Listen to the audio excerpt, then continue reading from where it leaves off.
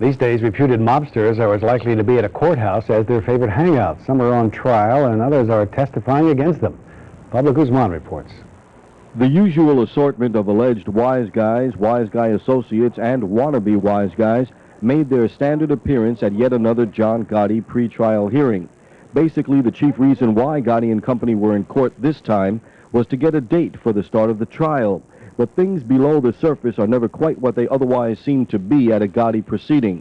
For instance, by way of introducing himself into this bit of legal theater, there was the posturing of the attorney Gotti has chosen to replace Bruce Cutler, one Albert Kriegel. Mr. Gotti controls his own situation. He is a man of intelligence, sensibility, and sensitivity. Then there was the counterpunch to the government's charge that Gotti was picked up on a secret tape ordering the murder of attorney James LaRosa, who made a point of showing up in court and exchanging a familiar greeting with Mr. Gotti. This was nothing but a joke.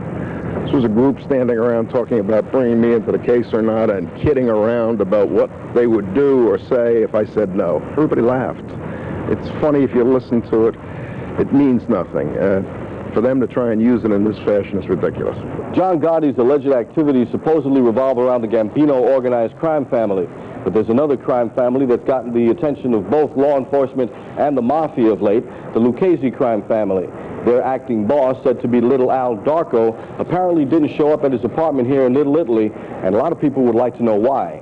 Little Al, you see, was made acting boss of the Lucchese's, while boss Vic Amuso and underboss Anthony Gaspipe Casso went on the lam rather than go on trial in the so-called Windows case. That's the mob trial which features 400-pound capo-turned-witness Peter Chiodo, who survived 12 gunshots in a botched hit.